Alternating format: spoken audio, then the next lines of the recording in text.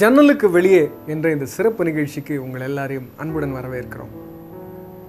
இன்றைக்கு நம்ம வீட்டு குழந்தைகளுக்கு ஒரு ஸ்பெஷல் டே. நமது முதல் பாரத பிரதமர் பண்டிட் ஜவஹர்லால் நேரு அவர்களின் பிறந்தநாள் நாடு முழுவதும் குழந்தைகள் தினமாக கொண்டாடப்படுகிறது. குழந்தைகள் மீது அளவு கடந்த பாசம் கொண்டிருந்த ஜவஹர்லால் நேரு அவர்கள் தன்னுடைய பிறந்த நாளை குழந்தைகளின் தினமாக கொண்டாட வேண்டும் என விரும்பினார். அதனால் நவம்பர் 14ஆம் தேதி ஒவ்வொரு வருடமும் குழந்தைகள் தினமாக கொண்டாடுகிறோம். இப்போ இந்தியாவில் வாழும் குழந்தைகளின் எண்ணிக்கையை குறித்தும் அவர்களின் நிலைகளை குறித்தும் ஒரு ஸ்டாட்டிஸ்டிக்கல் ரிப்போர்ட் பார்க்க போகிறோம். குழந்தைகளை தெய்வமாய் பார்க்கும் நம் தாய் திருநாட்டில் குழந்தைகளின் நிலைகளை வார்த்தைகளால் விவரிக்க இயலவில்லை. இந்தியாவில் ஒவ்வொரு ஆண்டும் 2,70,00,000 குழந்தைகள் பிறக்கின்றன. அவற்றில் 20 லட்சம் குழந்தைகள் தங்கள் முதல் பிறந்த நாளை காணாமலேயே மரித்து போகின்றனர். 5 லட்சத்திற்கும் மேலான குழந்தைகள் எய்ட்ஸ் நோயினால் பாதிக்கப்பட்டுள்ளனர். 5 கோடிக்கும் மேற்பட்ட குழந்தைகளுக்கு பள்ளிக்கூட வாசல் எதுவென்றே தெரியாது. ஒவ்வொரு ஆண்டும் 5 லட்சம் குழந்தைகள் பாலியல் தொழிலுக்கு தள்ளப்படுகின்றனர். 6 வயதிற்கு உட்பட்ட 6 கோடி இந்திய மக்கள் வறுமை கோட்டின் கீழ் வாழ்கின்றனர். 3இல் ஒரு பெண் குழந்தை தனது 15 வயதை தொடுவதற்கு முன் இறந்து போகின்றது. ஆண் குழந்தைகளை விட பெண் குழந்தைகளின் இழப்பு விகிதமே அதிகமாய் காணப்படுகின்றது. உலகிலேயே அதிகமான குழந்தை தொழிலாளர்களும் இங்குதான் காணப்படுகிறார்கள். இவர்களின் எண்ணிக்கை 1,70,00,000. இந்தியாவில் குழந்தைகளோட நிலைமை எந்த அளவுக்கு பின்தங்கி இருக்குது அப்படின்றத பார்த்தீங்க. இது போன்ற பிள்ளைகள் இருக்கிற ஒரு கிராமத்துக்கு நாம் சென்றோம். அது ஒரு அழகிய காலை பொழுது. ஆதவனின் வருகைக்காய் காத்து கொண்டிருந்த நாங்கள் மலை கோபுரத்தோடு மேகக்கூட்டங்களுக்கு ஏற்பட்ட நட்பினால் கிழக்கு சூரியன் சற்று தாமதமாகவே விடுதலை பெற்றான். பசுமைக்கு பஞ்சமில்லா அந்த மலை கிராமம் இயற்கை அன்னையின் இன்பத்தில் பிறந்த கிராமமாகவே காட்சியளித்தது. பச்சை பசேலென்று வயல்களும் நீர்த்தடங்களும், ஆங்காங்கே உழைக்கும் மக்களின் வியர்வைக்கு கிடைத்த தானிய கதிர்களும். ஆம், இத்தனை சிறப்பிற்கும் செல்வாக்கிற்கும் உரிய இந்த மலை கிராமம் வசிப்பது அயல் நாட்டிலோ அல்லது வட இந்தியாவிலோ அல்ல, தமிழகத்தின் வேலூர் மாவட்டத்தில் உள்ள ஆம்பூரில்தான். இறைவனின் எண்ண சிதறலில் வர்ணம் பூசப்பட்ட இந்த கிராமத்தை சந்திக்க புறப்பட்டோம். அந்த ஒற்றையடி பாதையில்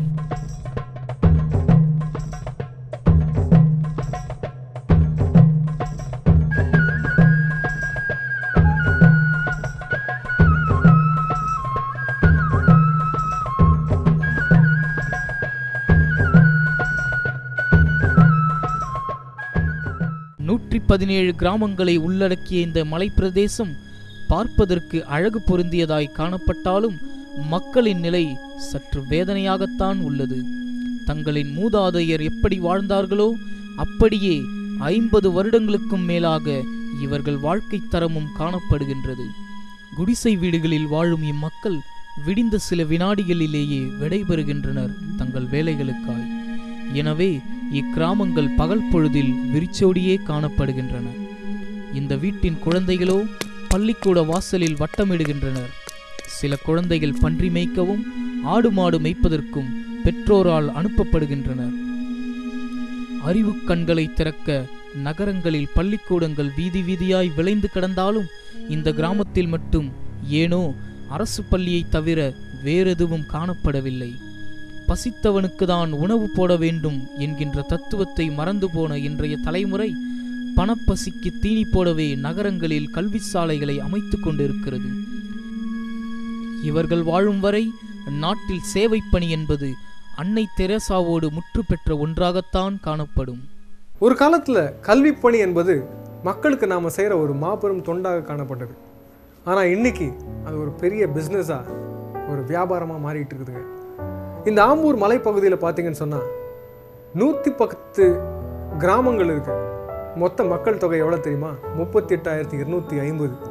இதில் என்ன ஆச்சரியம்னா 40% பேர் இதில் குழந்தைகள். அதாவது 16,250 குழந்தைகள் இந்த கிராமங்களில் வாழ்ந்து கொண்டிருக்கிறாங்க.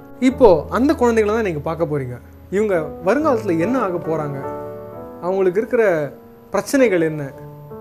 இந்த குழந்தைகள் பார்த்தீங்கன்னா மற்ற குழந்தைகளுக்கும் இவங்களுக்கும் ஒரு வித்தியாசம் இருக்குது. அதை நான் சொல்லுங்க, நீங்களே பார்த்துக்கங்க. நான் பாடுறாங்க டாக்டர். இந்த ஊர் கலக்கலப்பாக இருக்கணும். நான் டீச்சர் ஆகணும். கலப்பாக நான் டீச்சர் ஆகணும். டாக்டர் ஆகணும். டாக்டர் நடுவில் இருக்கிறதுனால நோய் நொடி வருது. எதுனா சண்டை ஆச்சுன்னா சேர்த்துறாங்க. அரிசி இல்லை, குழம்பு காய்கறி போய் ஆம்பல் வாங்கினா கஷ்டமாக இருக்குது. வண்டியில் வேறு எனக்கு இந்த காடு நடுவில் இருக்குது. ஏன் சாமிங்கெலாம் வருது, பயமாக்குது. கவலையே இல்லாத பருவம்னு சொன்னால் அது குழந்தை பருவம் தான். ஆனால் இந்த மலை கிராமத்தில் உள்ள பிள்ளைங்களை பார்த்தீங்கன்னு சொன்னால் ஏதோ 60-70 வருடங்கள் வாழ்ந்து முடித்தவங்க போல வேதனையோடு பேசுகிறத கேட்டீங்க. காரணம் 50 வருடங்களுக்கு மேலாக எந்த ஒரு மாறுதலும் இல்லாமல் ஒரு இருட்டு உலகத்தில் வாழ்ந்துக்கிட்டு இருக்காங்க. மருத்துவமனை கிடையாது.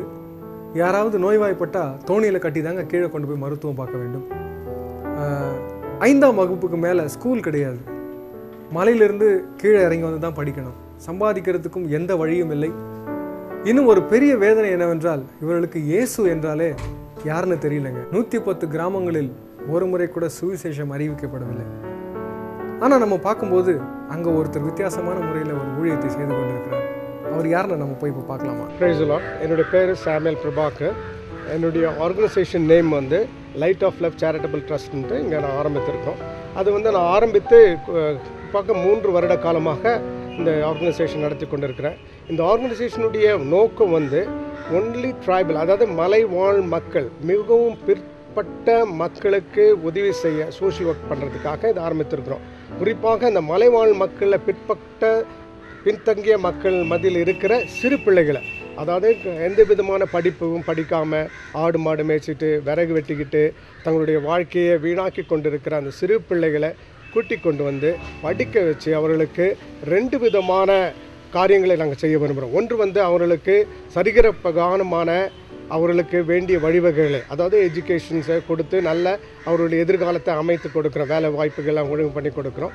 2வது அவர்களுடைய ஆவிக்குரிய பிரகாரமாக கூட அவர்களை வழிநடத்துறதுக்காக இந்த 2 காரியத்துக்காக நாங்கள் இந்த சிறு பிள்ளைகள் மத்தியில் செய்வதற்காக இந்த ஊழியத்தை கடந்த 3 வருடத்துக்கு முன்பாக ஆரம்பிச்சிருக்கோம். சகோதரர் சாமுவேல் பிரபாகர் தன்னுடைய ஊழியத்தை கொஞ்சம் வித்தியாசமாக செய்து கொண்டிருக்கிறார்.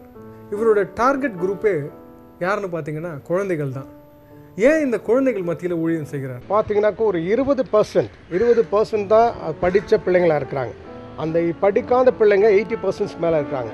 இப்போது நாங்கள் போய் அந்த சிறு பிள்ளைகளை சந்தித்து படிக்காமல் இருக்கிற பிள்ளைங்களை அநேக பிள்ளைகளை கொண்டு படிக்க வச்சு அவர்களுக்கு ஒரு நல்ல எதிர்காலத்தை உருவாக்கப்படணும். ஏன் எதிர்காலத்தினாக்கா அவங்களுடைய நான் ஏற்கனவே சொன்னேன், இந்தியாவுடைய வருங்காலம் அவங்க கையில் இருக்குது.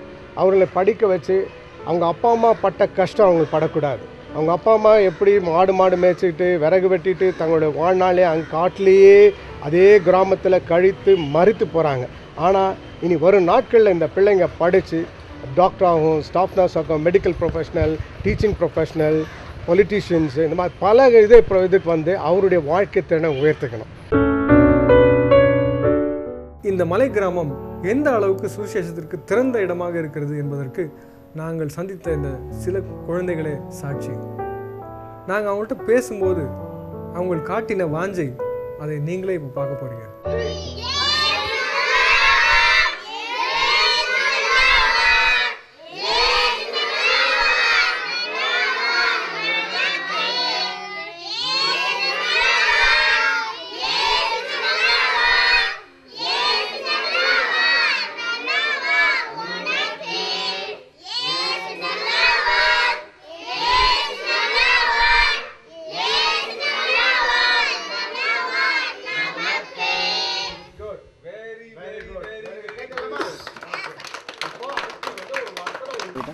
ஏசப்பா, அங்கிள் நல்லா வரணும், எங்கள் ஊருக்கு ரோடு வரணும், யானையெல்லாம் வரக்கூடாது, எங்கள் ஊர் மக்கள் நல்லா இருக்கணும், யாருக்கும் நோய் நொடி வரக்கூடாது.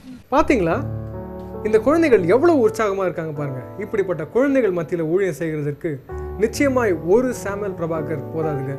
இன்னும் அநேகர் எழும்பி இந்த மலை கிராமங்களில் ஊழியம் செய்ய வேண்டும். இப்போ சகோதரர் சாமுவேல் பிரபாகர் அவர்கள் நடத்துகிற அந்த சில்ட்ரன்ஸ் ஹோமுக்கு போகலாம், அந்த குழந்தைகளை சந்திக்கலாம். இந்த குழந்தைகள் எப்படி இருந்தாங்க தெரியுமா? இப்போ நம்ம கொஞ்சம் முன்னால் சந்தித்த குழந்தைகள் போலவே ஆடு மாடுகள் மேய்த்து கொண்டு பராமரிக்க யாரும் இல்லாதவர்களாக தான் இருந்தார்கள். அவர்களை பிரதர் அங்கே போயிட்டு அந்த குழந்தைகளெல்லாம் கீழே கொண்டு வந்து அவங்கள படிக்க வச்சு அவங்களுக்கு ஆண்டவருடைய வார்த்தைகளை சொல்லிக் கொடுத்து அவர்களை ரட்சிப்பின் வழியில் நடத்தி அவர்களை அநேகருக்கு சவால் விடும் வண்ணமாக அவர்களை வளர்த்திருக்கிறார். அவங்களை போய் பார்க்கலாமா?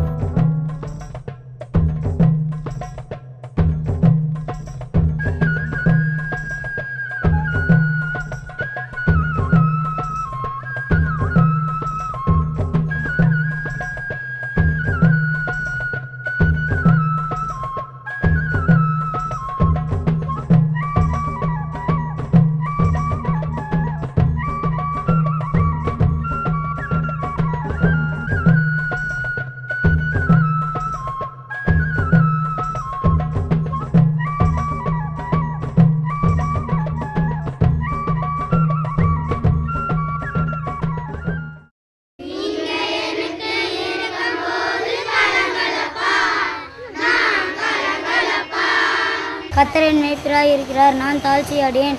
அவர் என் புல்லுள்ள இடங்களில் மேய்த்து அமர்ந்து தண்ணீர் அண்டைகளில் என்னை கொண்டு போய் விடுகிறார். அவர் என் ஆத்துமாவை தேற்றி தம்முடைய நாமத்தின் நிமித்தம் என்னை நீதியின் பாதையில் நடத்துகிறார். நான் மரண இருளின் பள்ளத்தாக்கிலே நடந்தாலும் பொல்லாப்புக்கு பயப்பேன். தேவரீர் என்னோடு கூட இருக்கிறீர், உமது கோலும் உமது தடியும் என்னை தேற்றும். என் சத்துருவுக்கு முன்பாக நீர் எனக்கு ஒரு பந்தியை ஆயத்தப்படுத்தி என் தலையால் எண்ணெயால் அபிஷேகம் பண்ணுகிறீர். என் பாத்திரம் நிரம்பி வழிகிறது. என் ஜீவனுள்ள நாளெல்லாம் நன்மையும் கிருபையும் என்னை தொடரும். நான் கர்த்தருடைய வீட்டிலே நீடித்த நாட்களை நிலைத்திருப்பேன்.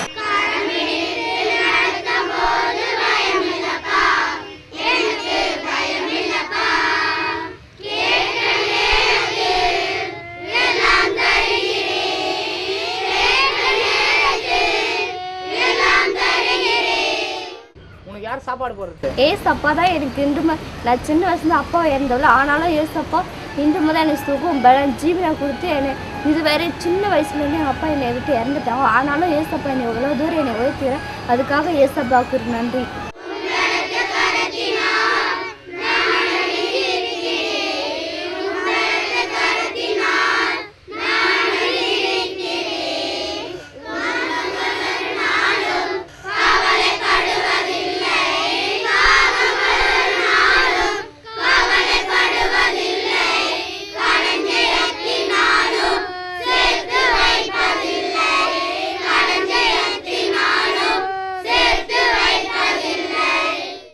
படிக்க மாட்டோம், படிக்காமல் இங்கே அங்கே இங்கே சுற்றின்னு இருக்குவோம். மாடு மேய்ச்சின்னு வந்து பண்ணி மேய்ச்சின்னு இருக்குவோம், எல்லாமே ஆடெல்லாம் மேய்ச்சின்னு இருக்குவோம்.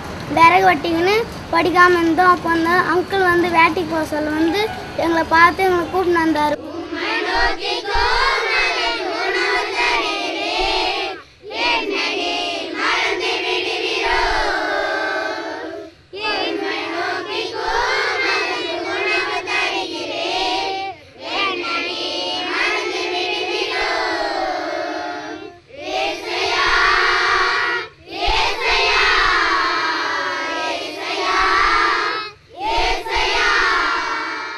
என் பேர் பி விக்னேஷ்.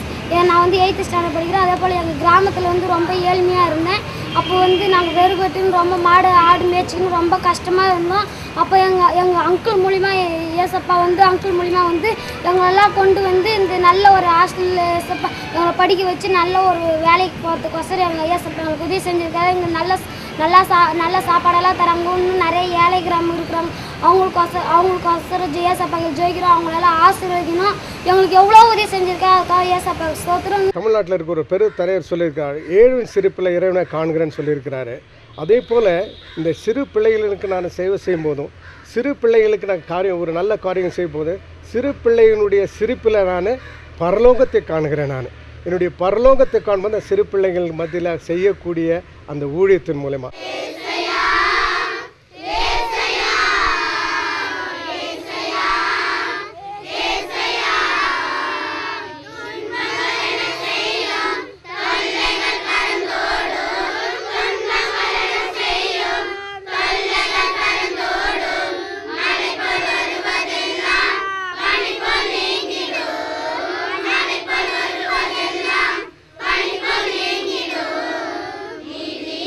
சூரியன்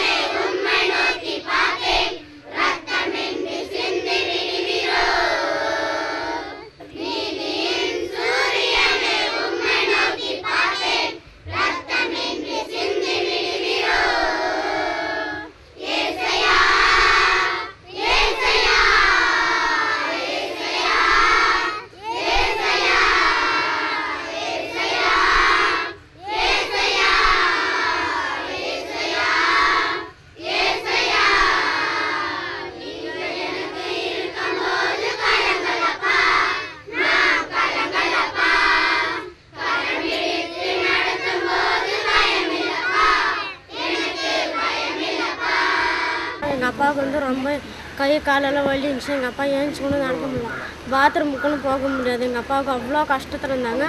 அந்த நேரத்தில் வந்து நாங்கள் ஜோம் பண்ணுங்க, நானும் எங்கள் அண்ணா ஒன்றாக சேர்ந்து அதுலேருந்து எங்கள் அப்பாவுக்கு சுகத்தை கொடுத்தாரு. அதே போல் எங்கள் சித்தப்பாவும் எங்கள் மாமாவும் நிறைய குடிச்சுன்னு இருந்தார். இப்போ சுகத்தை அதுக்காக ஜோம் பண்ணுங்க. எங்கள் வீட்டில் நிறைய பானுங்கள்லாம் ஜோம் பண்ணி வைக்கோங்க, அதுக்கும் சுகத்தை கொடுத்தாரு ஏசப்பா. அதே போல் எங்கள் குடும்பமும் கிறிஸ்டன் மானும் ஜோம் பண்ணுங்க. இப்போ ஏசப்பாவை பற்றி நாங்கள் வீட்டுக்கு போனால் எங்கள் அப்பா அம்மா சொல்லினே இருக்கிறோங்க. அங்கே கத்தரோட நாமத்துக்கு நேற்று மென்று மாறாத எங்கள் அன்பின் பரம் பிதாவேசப்பா, நல்ல இந்த மதிய வேலைக்காக உங்கள் நன்றியோடு சோத்தரிக்கிறோம் கத்தாவேசப்பா. எங்களை போலேசப்பா இன்னும் எவ்வளோ அநேக பிள்ளைகள் ஏசப்பா கிராமத்தில் விறகு வெட்டி நேசப்பா, ஆடு மேய்ச்சின் மாடு மேய்ச்சிருக்கிறாங்க கத்தாவேசப்பா. அவங்க படிக்காத எவ்வளோ பேர் இருக்காங்க ஏசப்பா. எங்களுக்கு ஏசப்பா எங்களுக்கு சுகன் பல ஜீவனை கொடுத்துட்டே நன்றி ஏசப்பா. அவங்களும் எங்களை போல அங்கே வந்து படிக்கணும் கத்தாவேசப்பா. அதுக்கு வேண்டிய எல்லா உதவியும் செய்யுமா ஜபிக்கணும் கத்தாவேசப்பா. நல்லா நாங்கள் மகிழ்ச்சியோடு இருக்கிற மாதிரி ஏசப்பா அவங்களும் இருக்க பார்த்துக்காம நன்றி கத்தாவேசப்பா. சந்தோஷமாக இருக்கணும் ஏசப்பா, அவங்களும் நல்லா படிக்கணும் ஏசப்பா. எங்களுக்கு தேவையான ஏசப்பா நாங்கள் மாடு மேய்ச்சின்னு இருக்க சொல்லக்கூட அங்கிள் மூலியமாக எங்களுக்கு உதவி செஞ்சுட்டே உங்களுக்கு நன்றி ஏசப்பா. பற்றி அறிவித்து கொண்டு எங்களுக்கு சொல்லி தந்த போல நன்றி கத்தாவேசப்பா. அவங்களும் தெரிஞ்சுக்கணும் ஏசப்பா. உங்களிடத்தில் வரப்பத்துக்காம நன்றி ஏசப்பா. இதனால் நாங்கள் பாவம் செஞ்சதெல்லாம் மன்னித்து ஆண்டவரே உங்கள் கையில் ஜெபம் பண்ண பார்த்துக்காம நன்றி கத்தாவேசப்பா. பண்ணி வைத்திரே உங்களுக்கு நன்றி கத்தாவேசப்பா. அதே போல் ஜெபிக்கிற ஏசப்பா கிராமத்தில் ஏசப்பா இவ்வளோ உண்மையில ஏசப்பா எவ்வளோ பேர் கத்தாவேசப்பா எங்களை போல் ஏழை பிள்ளைகள் ஏசப்பா அவங்கள ஆசீர்வதிக்கப்பத்துக்காம நன்றி. இந்த சிறுவனை பற்றி அருமை ரட்சகர் இயேசுவின் மூலமாக இருக்கிற நல்ல பிதா. சுவிசேஷம் அழகிய மனிதர்களை உருவாக்கும்.